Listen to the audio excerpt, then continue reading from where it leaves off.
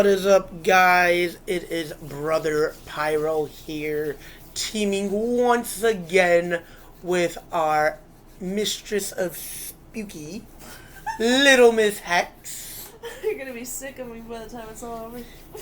We're almost done. It's been a pretty big weekend. Oh yeah, for sure.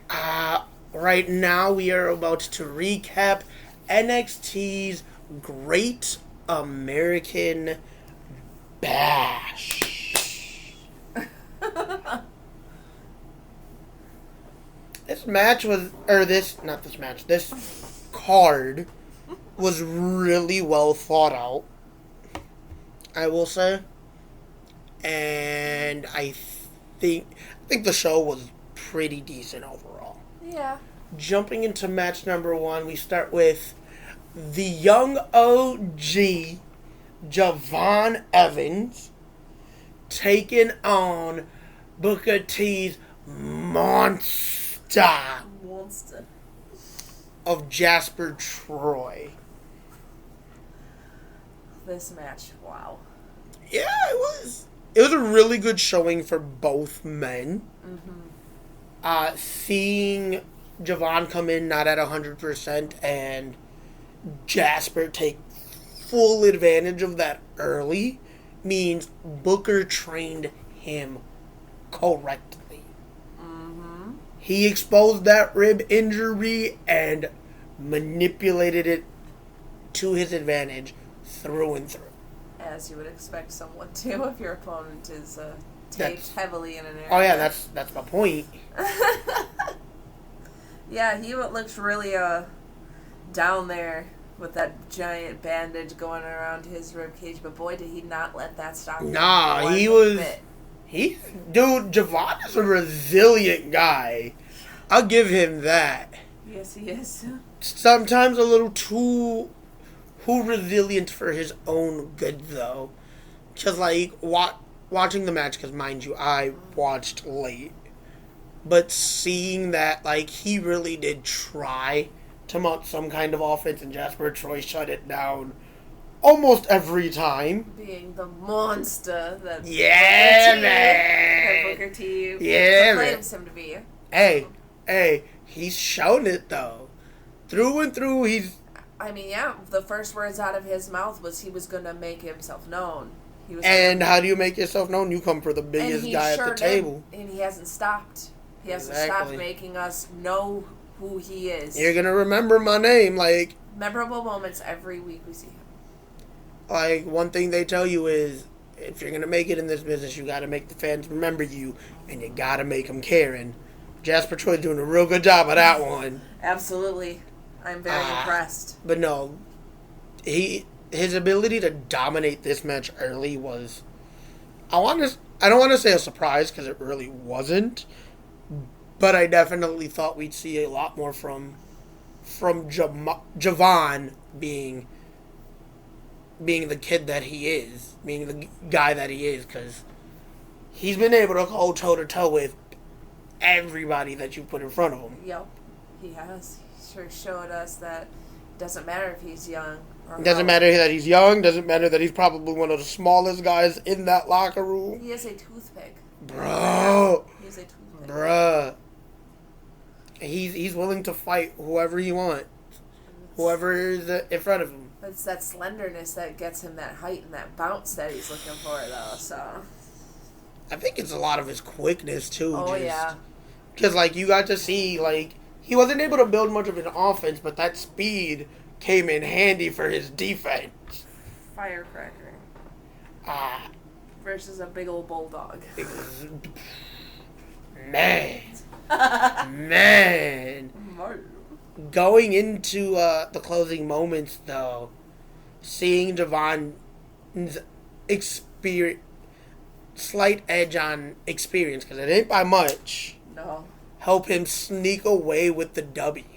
Yeah. Pick up that 1, 2, 3. I think small package was that he was able to just 1, 2, 3 and then dip.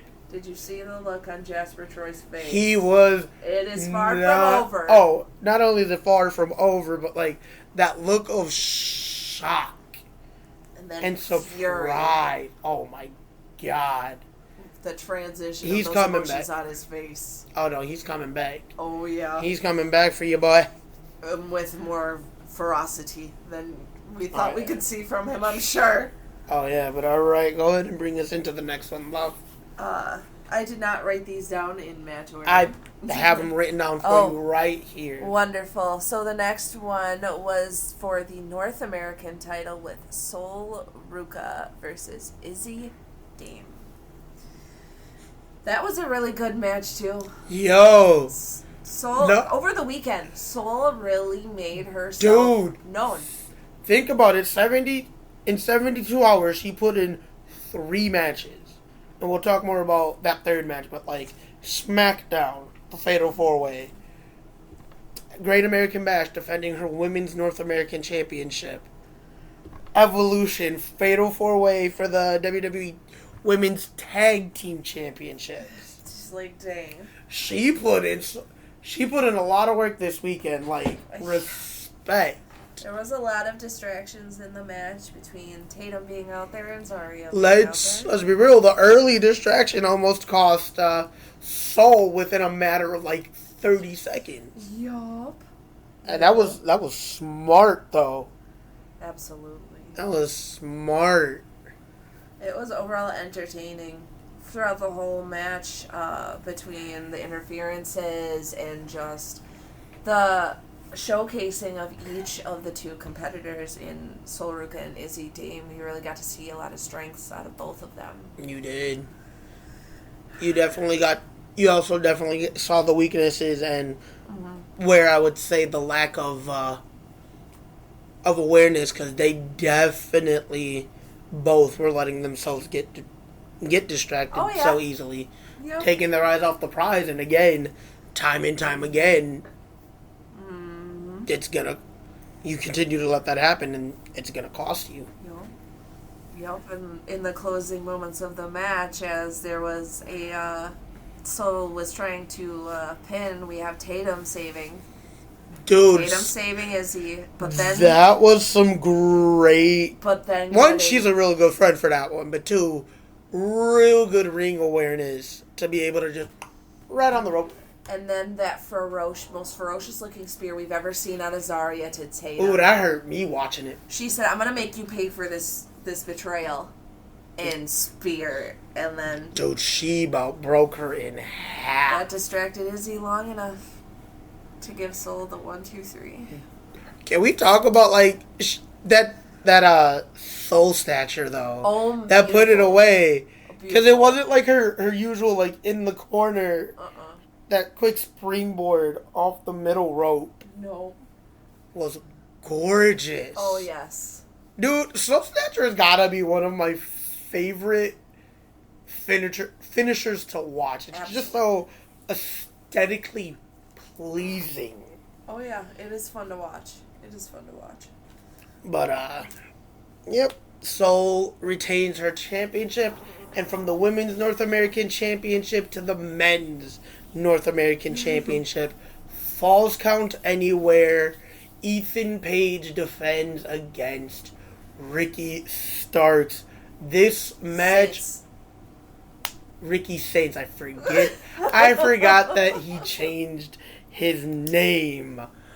For a second, my bad, y'all, my bad. I got you. Sleep deprivation is a real thing. But, regardless, name change or not, let's talk about it, because Ricky didn't even let Ethan finish making his entrance. No. It was in, it was out, like, that match went heavy hitting from the word go.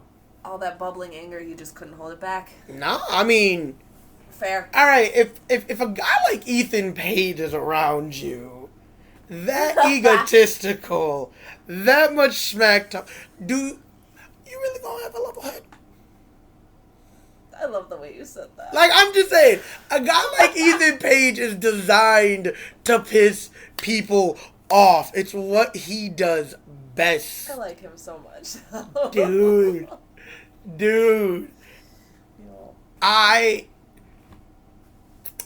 I like to think of myself because of my ability to talk smack and get in people's heads. I like to say I am a combination of Ethan Page and Jacob Fatu in my ability to just crash the hell out. Yeah, I can understand that. I'm gonna make you mad, and then we're gonna crash out, and it's gonna be the funniest thing in the world. But yeah, no, we got everywhere all at once, almost immediately. Yeah, as soon as I blinked and they were out in the audience. That's what I'm saying. Like, I looked away for a second because I had to sneeze. I look up. Well, now they're going up through the crowd, Yeah. and now they're going throughout the arena, and now we're in like by the merchandise and. Talk about Ricky getting that chair shot again. Oh my god. But getting back up from it this time. Dude. It was like, you are not putting me down with this again. No, that was... Hey, Ethan had a game plan, though, and that was attack the ribs. Mm-hmm.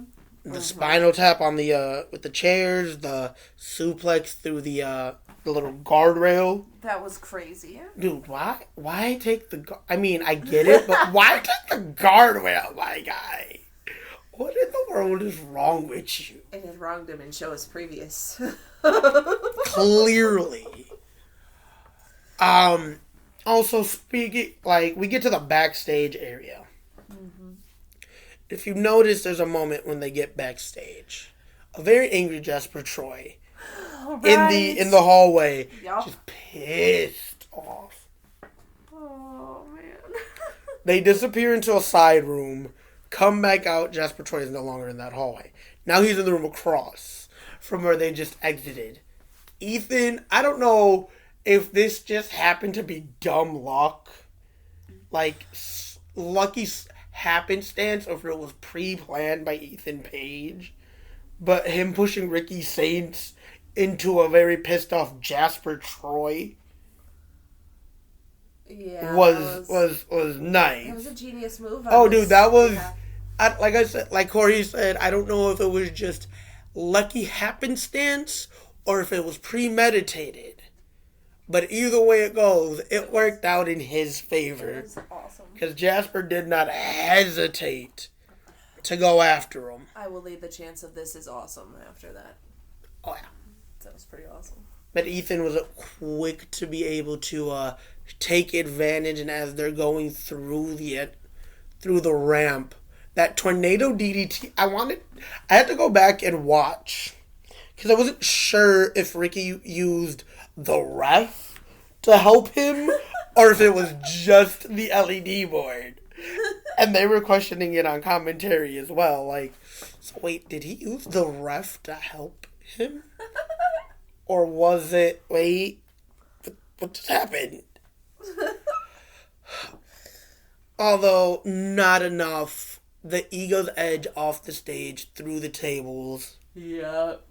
1, 2, 3. Still North American champion, all Ego, Ethan Page. Ego. No, that was a really good match. I love the chemistry that those two men have together. Because, like, they don't have bad matches. They are incapable of putting on a bad match when they are together. Although I'm not very often disappointed in an Ethan Page match in general. And it's funny because, like, me and Twisted talk about it a lot, and she cannot stand that man. I love him. Hates him with a burning freaking passion. I'll make sure to rub that in her face that I like him so much later. She likes to say that he's got, like, the creepy pedo smile, just... See, I think he has a great smile. But the way he goes about it. Yeah, that's the point. He's smiling big because his head's overinflated. That was the point. Facts. He's not, like, looking at you, eyes, like, looking at you from beyond his brows, smiling like that. That I can understand. Oh, hey there, but... Dead.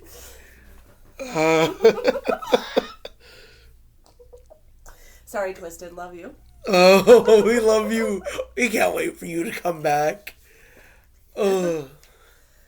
All right. But no, let's talk about the segment after this match.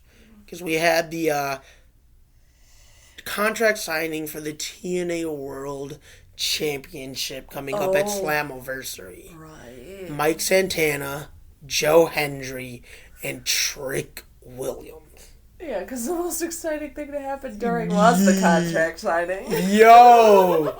This contract signing was It got chaotic pretty about what it really didn't, though. It was pretty tame for a contract signing. For the most part. Up until the end, I guess. Cause like about is the end. every man got to speak their piece. Santana talking about how he's been in TNA, in and out of TNA for a while. He wants to bring TNA back to its roots. Joe Hendry is like... I can't help it. I tune out when Joe Hendry opens his mouth.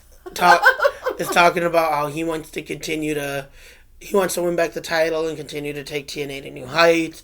Trick talking about how ain't nobody gonna check him. This is his title. He's the man running both shows. And can't nobody do nothing about it. It's Trick and A. Exactly. I like that Mike Santana real life called him soft to his face, though. That was pretty great. I love, after all three men have signed the contract, I love that Trick goes to leave. Joe brings him back and I was like, look, we don't agree on a lot. But we agree on these two things. Number one, that's coming back to with a TNA superstar. Number two, you talk too goddamn much. Put him through a table. Yep.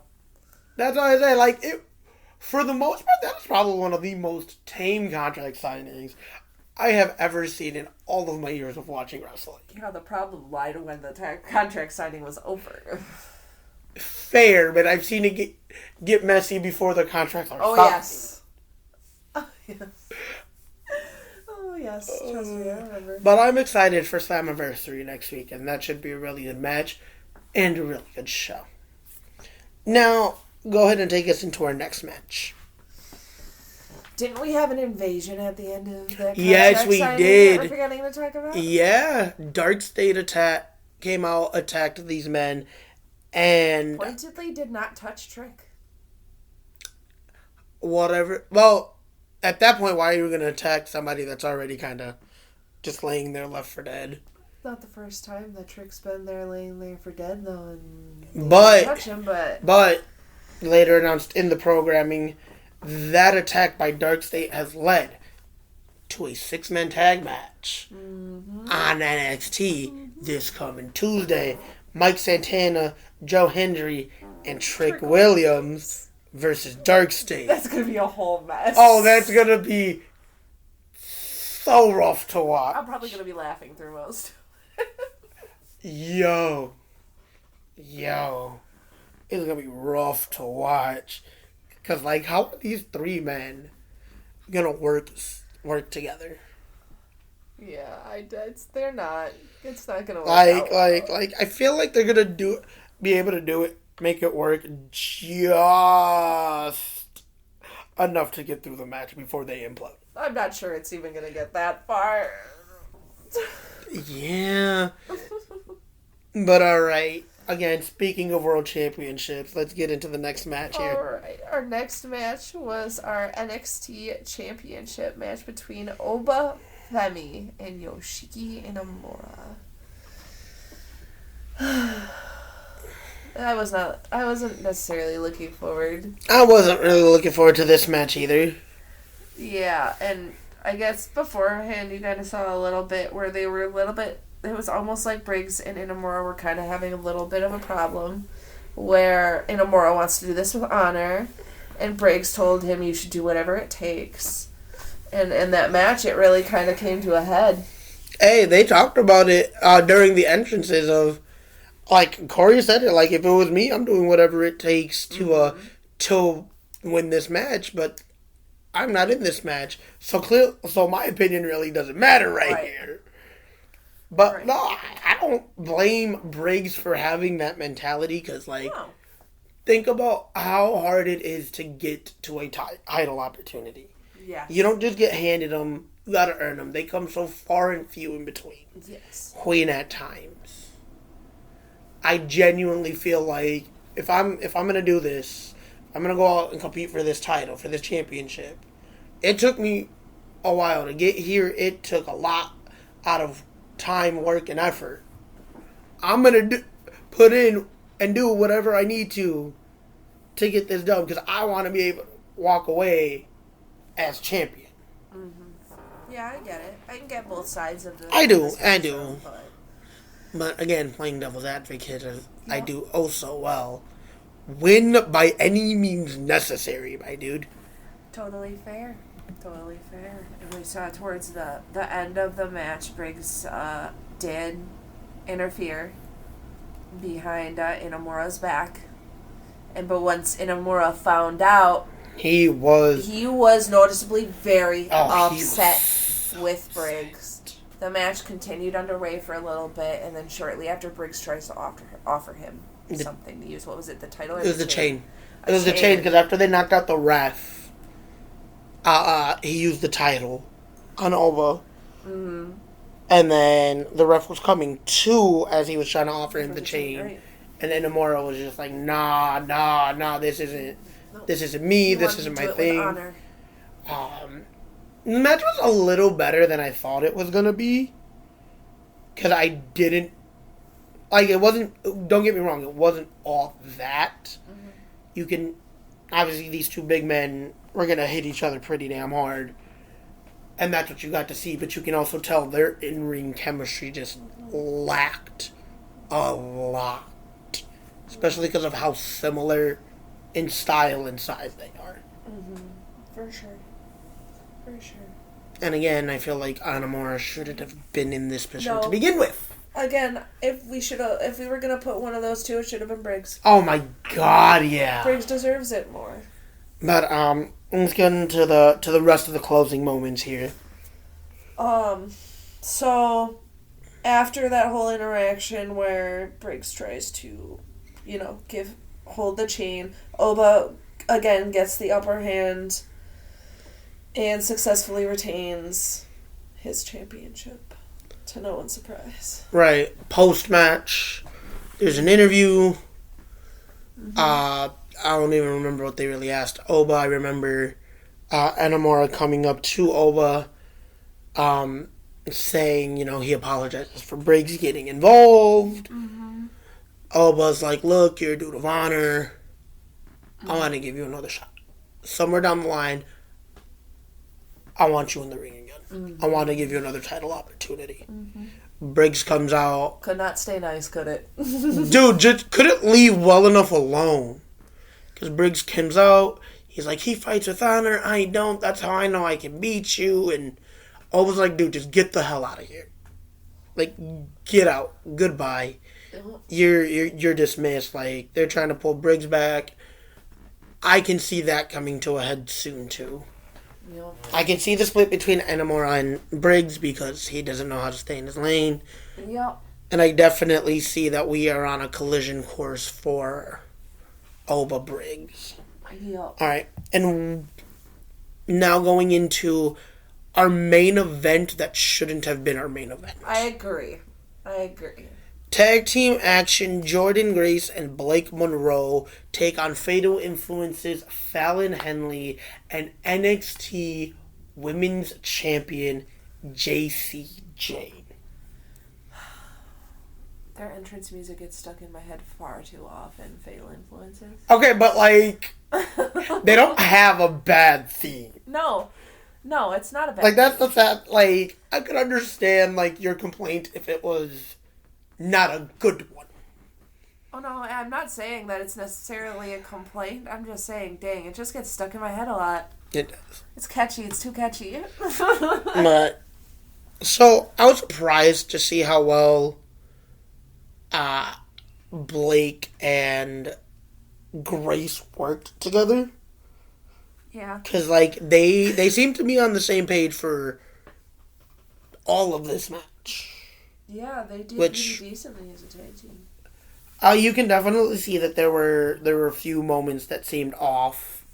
I think it was really just Blake trying to find her footing in what is now the NXT system. Yep. Because she has been, like they made a point to point out numerous times. Mm-hmm. She's been successful pretty much everywhere she's been. Europe, Japan, let's be real. That was probably Toni Storm's last real good rival. I'm dying on that hill. Y'all can fight me if you want to. I like Toni Storm too, so. I love Toni Storm, but like looking at a lot of her rivalries. I did like her one with her and Mariah May, now Blake Monroe. That was probably like her best one. That was a fantastic. Jumping into her AEW career. Absolutely. Like top 3 for sure. Absolutely, I agree. But again, there really wasn't a lot to there wasn't a lot here for this match that really stood out to me, at least. I don't know if you had anything. There was a lot of Jasmine interference, but that was to be expected. Yep. Nothing really stood out. It was a pretty generic tag match in my eyes. However, we did have some interesting things happen during. Like the entrance of knockout champ Slamovich. Oh, yeah. What her first name is. I don't remember. But yeah, no. Her playing Equalizer definitely... She came into Jasmine Nix with ferocity. Dude, she is a beast. But her coming in to play Equalizer, I think, was the right call, because... Man, was Jasmine getting on my nerves. She doesn't get put in enough matches. She doesn't.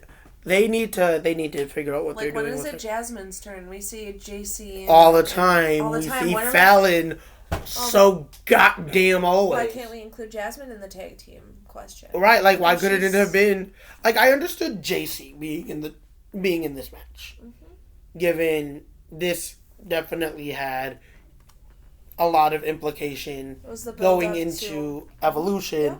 Grace, like, you want to win for your team, you want to build that momentum. But why Fallon? Why can't it be Jasmine Nix? Yeah. Like, why can't Jasmine Nix? She's just the errand girl. Right. She's an afterthought, and that's sad, because, like, I remember watching her last year in the breakout, I think it was last year or the year before, but, like, in that women's breakout tournament. And she did really well. Like, she is an uber talented young lady. Yes. And I want to see them do more with her. Yeah. Like, she deserves a chance to have some kind of spotlight. Think about it. Mm-hmm. Halloween Havoc last year, Fallon Henley is the one that wins the NXT North American title off of Kaylani Jordynne. Mm-hmm. Jacey Jane beats Stephanie Vakir. Again, bad booking decision. Could have died on that aisle as well. It shouldn't have been Jacey. I agree. Jasmine's just left getting the scraps. And she's playing cheerleader. And even so, it's like when you see like kind of new people join a faction like that, eventually you see them get pushed. You see them like joining the tag where it's been going for a while. Where's Jasmine's push? Right, like at this point, I think, because I remember I was talking pre-show. You were saying you were seeing some tension between Fallon and Jacey. And in the pre-show during the interview, Jacey did her interview alone. All alone. They referred to that on commentary as well. Further building the tension between Jacey and Fallon. Honestly, I don't. If I'm Jasmine, I don't wait for those two to implode on each other. Strike before they do, and break out on my own. They won't see her coming. Exactly. Like, if I'm booking the implosion of Fatal Influence, I was going to say Fatal Attraction, because, dude, they made so many Toxic Attraction references. Yeah, I know. While watching that match, I was just like, that's what's in my head right now, talking about it. But if I got the pen, if I got the pencil, and I'm booking this implosion, you book it to be Jasmine Nix saying, look, y'all ain't giving me my chance to shine. I'm going to take it. I'm going to take it from you. Exactly. That'd be a way to get her to stand up. Dude, honestly, it's like, throw her into that Women's North American title picture right away. Because I think she could do well. I agree. Like, I'm not saying throw her straight to the Wolves Den in the main event picture. No. But give her a chance to build to that. Mm-hmm. Build a feud. Build a feud with, first you start it with, Fatal Influence. Her and Fallon go at it for a while. Mm-hmm. Then she, at post Jacey, and this is my thing is like when Jacey does inevitably lose the title, Jasmine being the reason. That would be lovely. That's how you really make it implode. Mm-hmm. You cost me my championship, now we got beef. You didn't give me my shine, so I cost you your championship. Mm-hmm. I like that. No, there's a million ways you can go about this. Yeah. As long as it ends with Jasmine Nix finally getting some goddamn shine. Yeah, she deserves it. Because I'm tired of seeing this young talent core. And I get it, like, you're stacked just about everywhere you look, especially in that NXT women's division. I've been thinking it. I've been saying it's time to push Fallon up there. And like, start giving some of these other people a chance, though. Because, like, of the women in the breakout tournament, that were in that breakout tournament, you've done something with Kaylani. You've made Jada relevant. Jada's probably one of the most over women in the NXT locker room. She doesn't get enough. Jada. Lola's up there in terms of talent and being over with the fans. Call up too soon. Her being over with the fans. Mm-hmm. They love her. They love Oba. You've managed to keep Izzi relevant. Hell, Ariana Grace has become more relevant than Jasmine Nix. Granted, it's all thanks to the partnership with TNA and her dad being one of the guys that runs the show. But still, I know who Ariana Grace is. I have a reason to care. I have a reason to pay attention to her. I remember being mind blown when I found out who her father was. Dude, I remember that too. Wait, what? I'm sorry, huh? Come again, Kimasabi? Exactly. But yeah. Like I said, like, you've given me, like, you've kept, again, I have a reason to care about almost all of these women. Mm-hmm. I want to care about Jasmine Nix. Finally give me a reason to do so. Yeah. She's an afterthought otherwise. I'm sick of her being an afterthought. I'm sick of her being eye candy at ringside. But, alright, we're going to reel it back in because this has been a tangent. Reeling it back into the match itself. Yes. Again, post equalizer of Slamovich. Grace took out Fallon on the outside, leaving the door open for Monroe to pin your NXT Women's Champion and pick up the win for her team. Again, not a super great match. Not a super memorable match. No. Do I understand why they had Blake Monroe pick up the win for her team? Yes, it's her debut. Why not give her the spotlight? Why did it have to be on Jacey, though? Like, that was the wrong person to have her pin. Just saying. I agree. But interesting in lieu of what we'll next be talking about in our next episode. Oh, yeah. But, alright, y'all, that concludes our Great American Bash 2025 recap. We had a lot of Great American rants. We really only had the one Great American rant. We had a really nice one at the end there. We did. Alright, y'all, we will see you later. Bye!